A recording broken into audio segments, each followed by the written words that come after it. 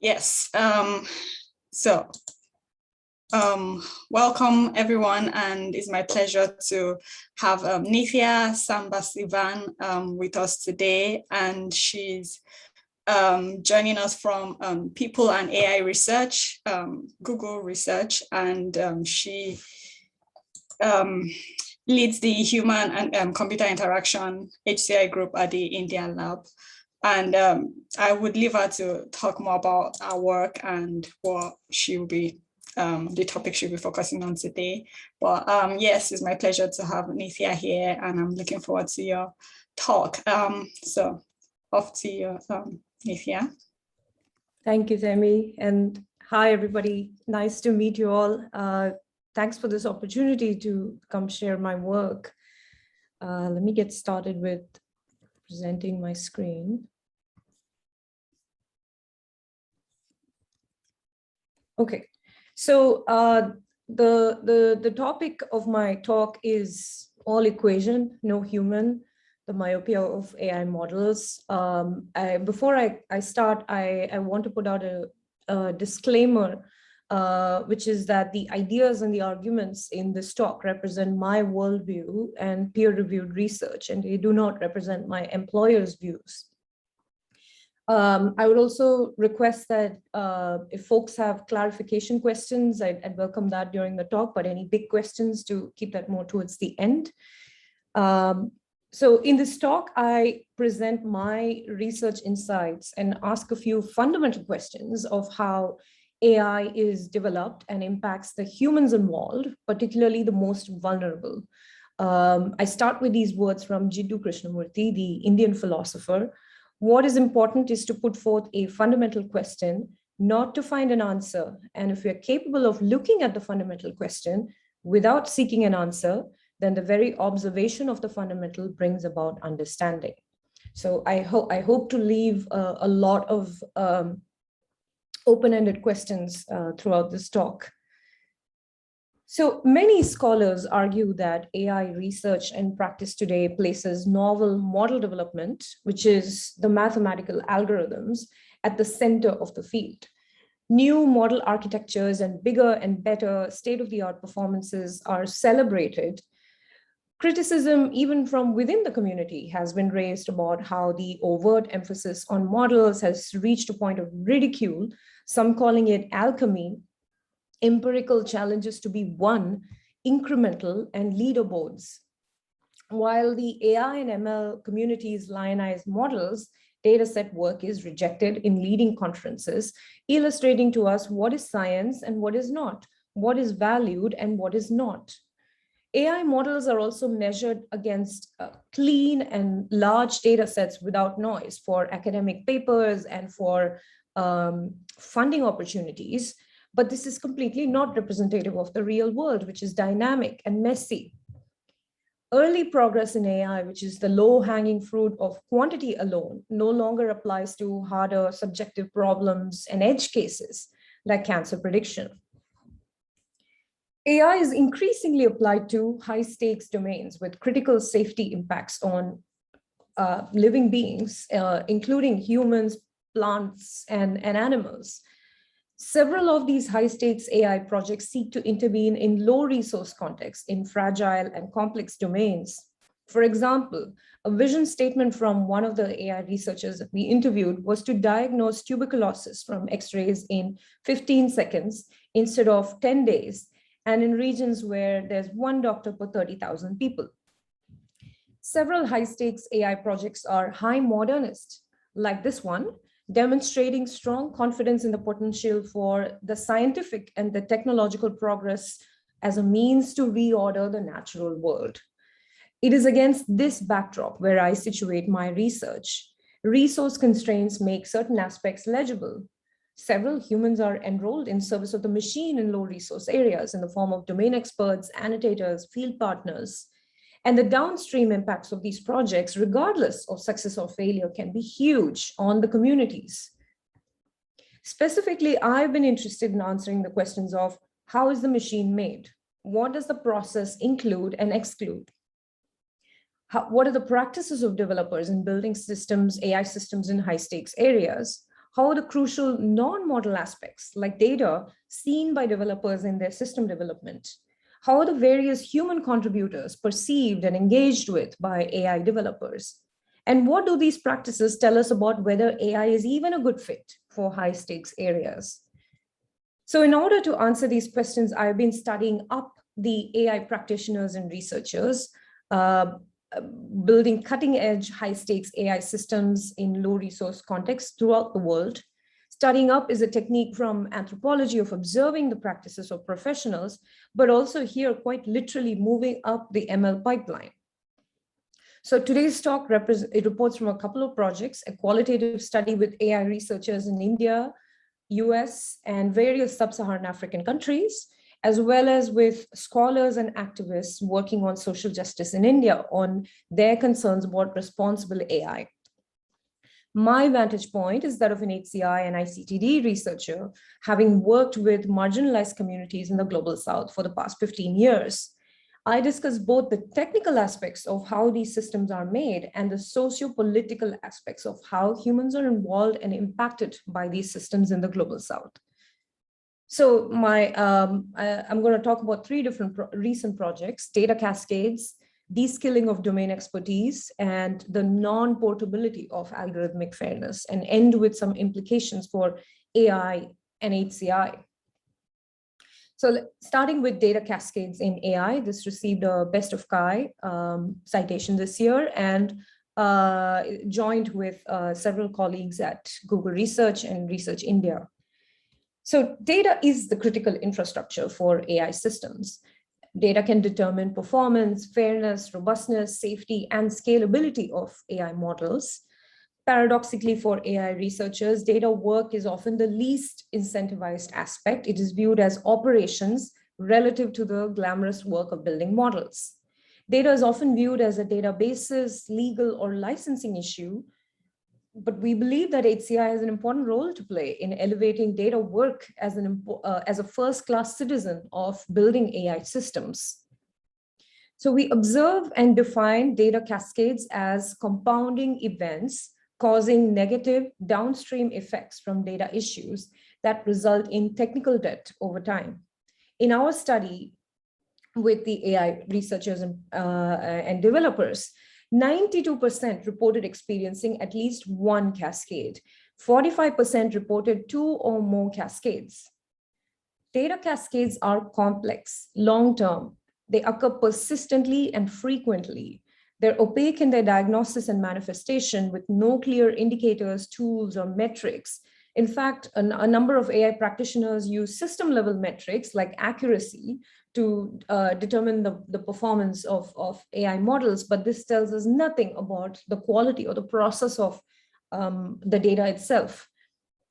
Data cascades are triggered when conventional AI practices are applied in high-stakes domains, like viewing data as operations, moving fast, hacking model performance to report high numbers without consideration for data quality, or undervaluing domain expertise and labor. Data cascades have negative impacts on the AI development and deployment, including harm to beneficiary communities, burnout of relationships, discarding entire data sets, and performing costly iterations. But cascades are avoidable through stepwise and early interventions in the development process. So we observe 4 types of data cascades, which are described in the paper. I'll discuss 2 for brevity. Starting with interacting with physical world brittleness. High-stakes AI systems are typically brittle. They closely interact with previously undigitized environments like air quality sensing, ocean sensing, or ultrasound scanning, which leads to even more reasons for a model to break, like limited training data, complex underlying phenomena, volatile domains, and changes to regulations. Data cascades here can appear in the form of hardware, environmental, and human knowledge drifts. So as an example, even the slightest movement of a traffic camera due to environmental conditions can result in model failure for detecting highway accidents and traffic violations. Artifacts like fingerprints, shadows, dust on the lens, improper lighting, and pen markings can affect predictions. Rain and wind can move image sensors in the wild, leading to incorrect model results. And this is all in the context of the vast majority of AI practitioners in our study collected data from scratch, especially because they were working in low resource areas with limited digital infrastructures. And many of them use sensors to collect data. A conventional AI practice of training on pristine data but being deployed in the messy real world appear to trigger these cascades. These cascades took the longest to manifest, taking up to 2 to 3 years to manifest, almost always in production in the real world. Another type of cascade was triggered from poor cross-organizational documentation across various relations, example, within the organization, with field partners and data collectors and with external sources. So practitioners here describe several instances where collected and inherited data lacked critical details. For example, missing metadata can lead practitioners to make faulty assumptions, which ultimately leads to costly discarding of data sets or just wrong behavior on part of the system. For example, one of the practitioners talked about how the precious medical robotics data that they had collected was just discarded because of changing schema and lack of metadata with collaborators. As high stakes data tend to be niche and specific with various underlying standards and conventions in data collection, even minute changes can render data sets unusable. A conventional AI practice of neglecting the value of data documentation and field partners not being included, which I'll talk about in the second part of my talk, not being aware of constraints in achieving good quality AI appear to set off these cascades. And these became visible through manual reviews, often by chance. The impacts of cascades include wasted time and effort being blocked on building models and wrong behavior on part of models. So our results indicate the sobering prevalence of messy, protracted, and opaque data cascades, troublingly in high stakes domains, which is where AI is increasingly being deployed in. Data cascades point to the contours of a larger problem. Residual conventions and perceptions in AI drawn from the worlds of big data, of abundant digital resources, of model valorization, of moving fast to proof of concept, and viewing data work as grunt work in machine learning. We need to move towards a proactive focus on the practices, politics, and values of the humans of the data pipeline. We need to move from the current approach of goodness of fit to a model to including also the goodness of data itself, from doing more with data to doing better with data. We need to innovate on structural incentives to recognize and reward data work in conference tracks, organizational recognition of data glue work, and through greater collaboration and transparency with field partners and shared benefits for all the various stakeholders that are involved. Data ethics and practical data work, oversight boards like IRB and ethics standards should actually be a part of AI education and praxis, given how there is much more accessible AI education today with nano degrees and not just the AI and ML fields offering education, but other fields of computing, including our own field, having a greater focus on AI. What's missing here is the practical education on building and deploying and maintaining these systems in consequential domains. We find that AI practitioners in our study were highly under-equipped to take on the challenges that they were facing, and just came up with largely convenient solutions. Finally, we also need greater data equity in the global South. Given that our study was conducted across multiple countries, we find that access to models is available because of open source and pre-trained models, but it is with data sets and with the compute power where we see the greatest disparities. So with that, we'll talk about the impact of this work. Our research led to writing the new pair guidebooks data chapter, which is a state-of-the-art chapter on how to work with data. NeurIPS introduced a dataset track for the first time. And this is a recommendation that we make in the paper calling for larger structural changes in AI. This work was implemented in several Google products and it is opening up a new research agenda on interfaces, processes, and policies for data excellence in AI. So moving to the second portion of my talk, de-skilling of domain expertise in AI. This is joined with Rajesh V. Raghavan, faculty at Georgetown University. And this is the sample here for this study is just an extended sample of the AI practitioners that I discussed in the data cascades portion. So domain experts are necessary for AI projects in areas with poor infrastructure where there are limited data sets available. It is standard procedure in building AI systems in low resource areas to partner with field organizations and their workers. Example, community health workers, agricultural extension workers, microfinance NGO workers play a crucial role in the bootstrapping as well as in the deployment of these models. These domain experts are known to be underpaid and overworked.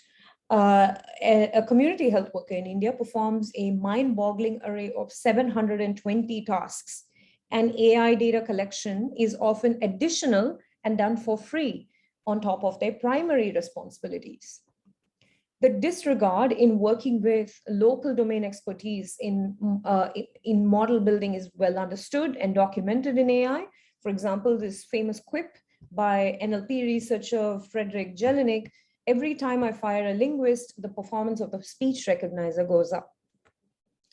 So the question we ask is, to what extent is the expertise of the domain expert regarded by the developer in building models?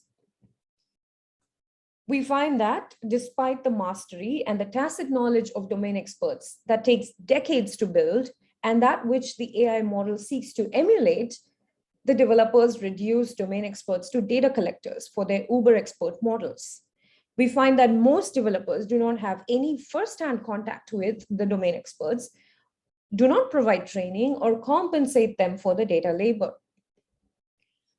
Despite the inordinate importance of the data that they're collecting, which is what their models are actually trained on.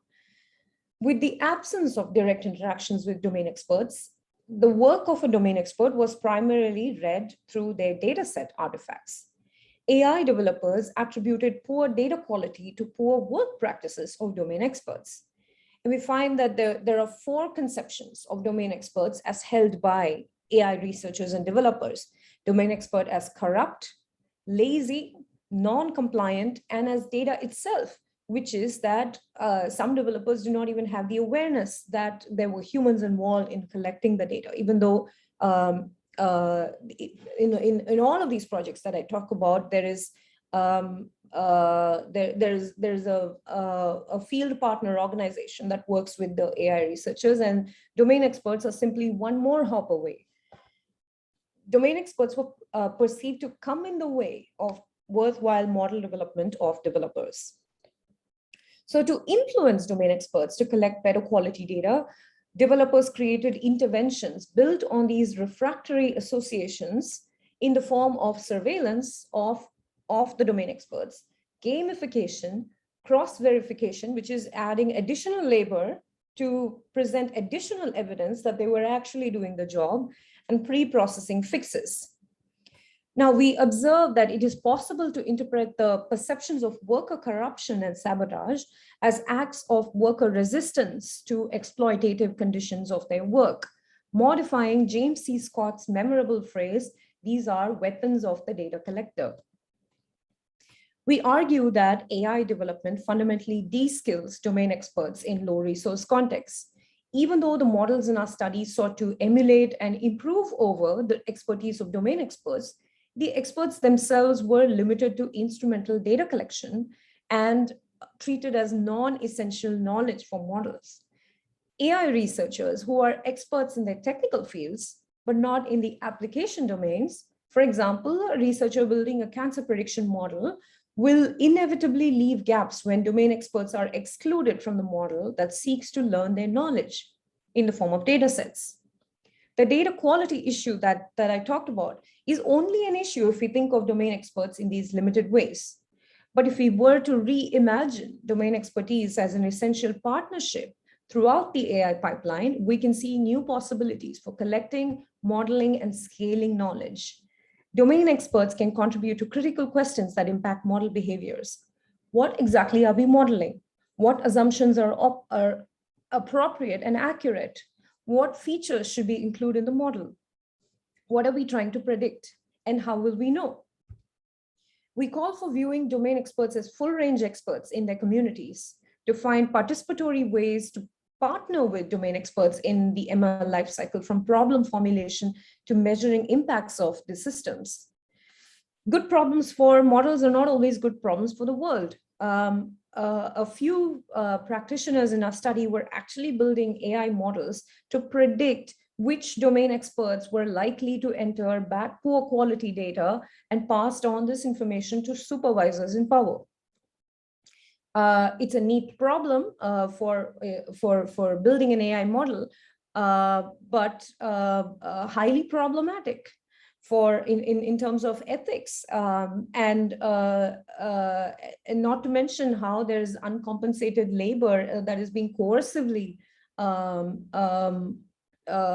mechanized and instituted through these AI models. Instead of motivating an overworked health worker to do more work for data set collection, one might ask how to help them achieve their goals better, prioritize their numerous visits, better capture of their in situ knowledge, allocate limited medical resources better, and to build visibility into their contributions. Indeed, this is one way to realize the shared goals of both the AI researcher and the domain expert in terms of human development in low resource areas. Behavioral tricks like gamification for improving dataset collection will only cause long-term damage and resentment. We need better recognition and attribution of domain experts' contributions, and I'll talk more about this towards the end of the talk. So the third part of my talk is about one of the prominent safeguards in building AI systems, which is algorithmic fairness. And I talk here about how this largely model-based algorithmic fairness makes several assumptions that do not scale and indeed cause harm when taken out of context and applied in the global South. So this is again joined with my colleagues at Google Research. So conventional algorithmic fairness makes several assumptions based on Western institutions and infrastructures. For example, a successful outcome from fairness research, which is bans on facial recognition, especially in the US, in cities like San Francisco, Oakland, and New Jersey, comes from a concerted effort across decades of scientific research in the West, public data sets, APIs, and information acts for researchers to analyze model outcomes, an ML industry and research community that is fairly responsive to biased reports, government representatives that are glued into tech policy, and an active media that systematically scrutinizes AI impacts. We argue that the assumptions about the relevance and efficacy of these factors fail and can even be harmful in much else of the world. Fairness research remains rooted in Western concerns and histories, the subgroups of race and gender, datasets like ImageNet and WordNet, measurement scales like the Fitzpatrick scale, and legal tenets that are sometimes derived from American civil laws. However, conventional algorithmic fairness is increasingly copy-pasted in AI policies and regulation in countries like India, Tunisia, Uruguay, and more, without paying attention to local context. Without engagement with the conditions, values, politics, and histories of the non-West, AI fairness can be a tokenism at best, pernicious at worst for the communities.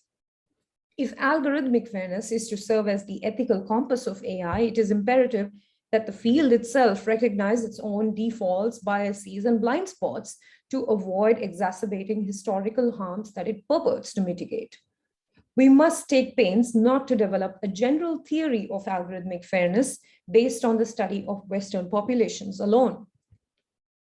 So we ask, could fairness have structurally different meanings in the non-West? Could fairness frameworks that rely on Western infrastructures be counterproductive elsewhere? How do social, economic, and infrastructural factors influence fair ML? So we contribute an end-to-end analysis of algorithmic power in India and provide a starting point for a roadmap for algorithmic fairness when centered in India and indeed many parts of the global South. So we focus on India. It's the world's largest democracy. Increasingly, that's only on paper. It's a multi-ethnic, multilingual, post-colonial nation and the world's second largest internet using population. Despite high stakes deployments in India in predictive policing and welfare disbursement and many more, there is no substantial AI research or a responsible AI research or tech policy in India. One of the key arguments that we make is that the distance between models and disempowered communities that we hope to serve is large in a context like India because of technical distance, social distance, ethical, temporal, and physical distance between the creators of these systems and the communities. And a myopic focus on simply localizing the fair model output alone can backfire. So we point to three themes that challenge existing assumptions in the field of algorithmic fairness, starting with data and model distortions.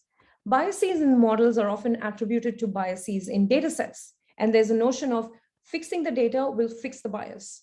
But data can often be missing in the form of digital divide, where half the country does not have access to the internet. And this excluded half is primarily women, rural communities, and Adivasis, the indigenous tribes of South Asia. Data can also be missing due to class, gender, and caste inequities in accessing and creating online content. Prior to this body of work, my previous body of work was on gender equity online, and 2/3 of countries around the world have more men than women online. And even when women do get access to the internet, they do not have full participation online because they're concerned about abuse and privacy. And so as a result, any digital data is a representation of the privileged. Off data practices are common in India, which can happen outside of a network, say in the form of phone calls, which do not count as data points. Data can also be missing due to artful user practices to manipulate algorithms, which are motivated by privacy, abuse, and reputation concerns. Socioeconomic and demographic data sets at the national, state, and municipal levels are frequently unavailable to the public, especially data sets featuring migration, incarceration, employment, or education by different subgroups are unavailable for public fairness research. And this is a huge impediment to even do any kind of audit on models. Proxies in India can be similar to the West in that they can be name, location, gender, and so on. So proxies are variables that correspond to the primary variables because the primary variables are too sensitive to collect. But in the context of India being a pluralistic country, there can be different implementation nuances. For example, a name is the most thematically meaningful proxy in India. It can communicate caste, gender, religion, class, and ethnicity. Zip codes, which are often used to correspond to location and demographic data, are heterogeneous in many parts of the country. Unlike the US, for example, which has a history of redlining in many parts of the country, whereas in India, we find that there can be slum housing and posh housing abutting each other. Mobility can be much lower for women due to safety concerns and for people with disabilities due to limited infrastructure, public infrastructure like ramps. Traditional occupations can correspond to caste or religion. Proxies may not even generalize within the country, like asset ownership. Owning a two-wheeler or a motorcycle in the city of Mumbai is very different from owning the same in a rural part of Maharashtra, which is the state in which Mumbai is located. And importantly, AI systems in India remain under-analyzed for biases, mirroring the limited public discourse on oppression. Now, this is in stark contrast to the mainstream discussion on anti-racism and indigenous communities in parts of the US and even the EU. And because there is no public dialogue and the media doesn't play its part, there is far less oppression and far less awareness and pressure on part of technology builders and researchers to scrutinize for these biases. We discuss more in the paper, but we introduced, this is a fact paper, forgot to mention that, but we introduce axes of discrimination that are specific to India, such as caste, religion, gender identity, and more, which can be a starting point for fairness tests. So moving to my second theme, which is double standards and distance from ML makers. Indian users are perceived as bottom billion data subjects and given poor recourse, effectively limiting their agency. Whereas industry and research is somewhat responsive to user bias reports in the West. For example, a tweet on Twitter can have a significant impact in some cases. Recourse and agency of Indian users, particularly those disempowered by caste, religion, or gender, is poorly addressed in AI systems. AI systems remove street-level bureaucrats, administrative officers, and frontline workers, the human infrastructures who play a crucial role in providing recourse to marginalized communities. The high-tech illegibility of AI renders recourse out of reach for groups marginalized by literacy, legal, and educational capital. Dalits, who are the most oppressed community in the caste system of India, and Muslim bodies are used as test subjects for AI surveillance. This picture shows you how Dalit sanitation workers in a few parts of India are increasingly deployed with these wearable trackers called human efficiency trackers, which have microphones, GPS, cameras, and a SIM card. And this has led to women workers avoiding restrooms for fear of camera capture or waiting for the tracker to die before going home. In addition to, of course, enormous punitive action on part of the supervisors. While Indians are part of the AI workforce, in that you see people like me in the tech world and in academia, a majority work in actually services like data annotation. And the minority researchers and engineers come from privileged class and caste backgrounds, including myself, which limits remediation of distances with marginalized communities. So we have representation of a certain kind, but it doesn't represent the marginalized communities that we hope to serve. Finally, unquestioning AI aspiration. So AI is aspirational and readily adopted in high stakes domains, often too early in India, and indeed in various parts of the global South. For example, the facial recognition service used by Delhi police to arrest 1,100 protesters this January was known to have 2% accuracy as stated in the Supreme Court and cannot distinguish between boy and girl children. Now, contrast this with the confidence threshold that is recommended for law enforcement AI at 80 to 95%.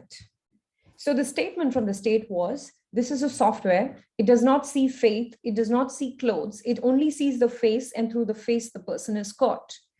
While algorithms may not be trained on subgroups, proxies can correspond to Dalits, Adivasis, and Muslims disproportionately.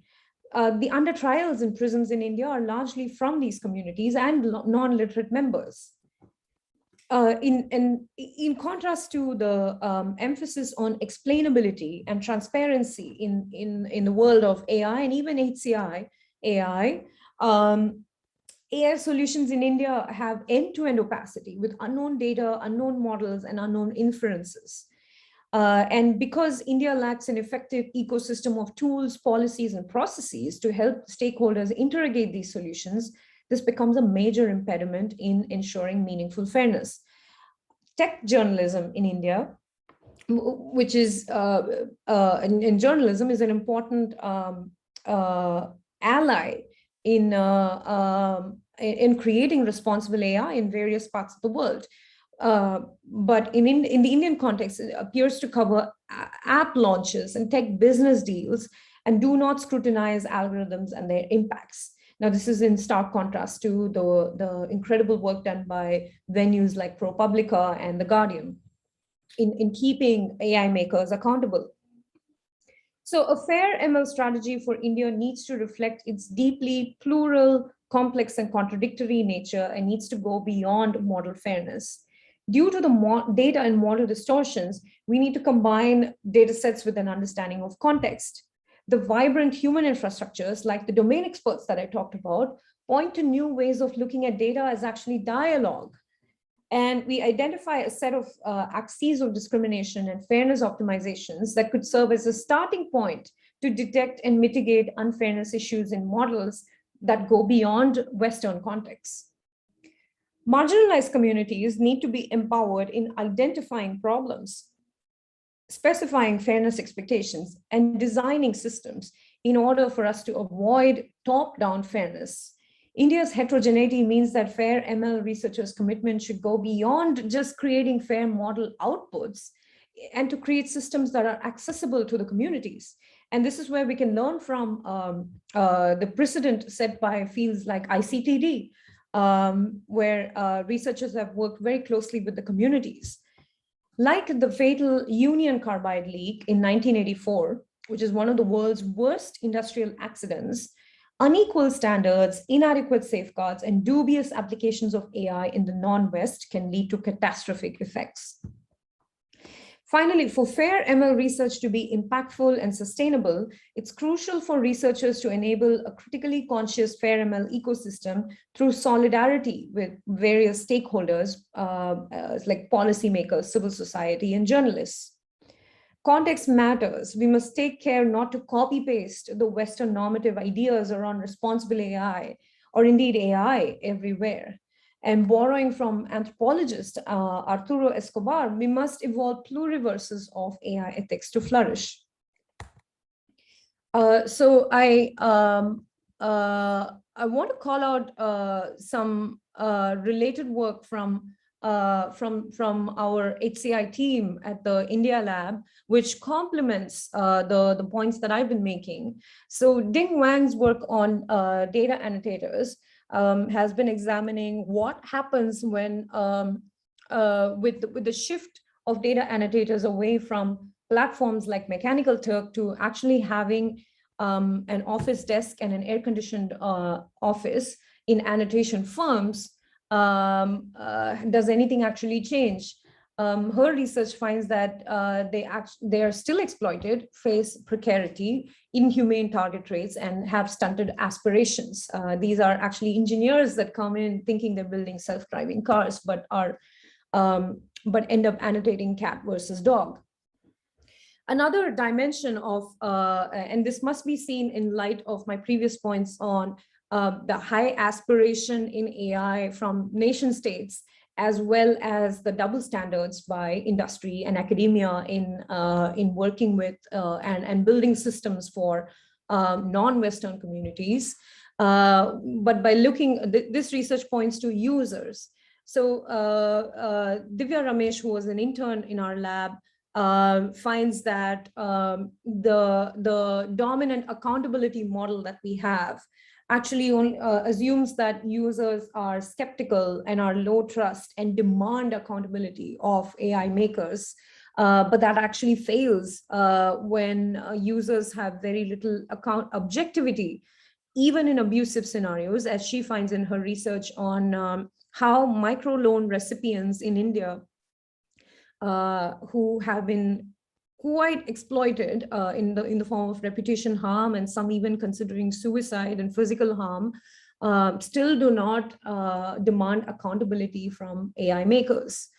And another angle to this body of work on users and their attitudes towards AI systems from Shivani Kapania, who is a pre-doctoral researcher on our team, points to how AI models enjoy legitimized power to influence human actions because of blind faith, forgiveness, self-blame, and gratitude.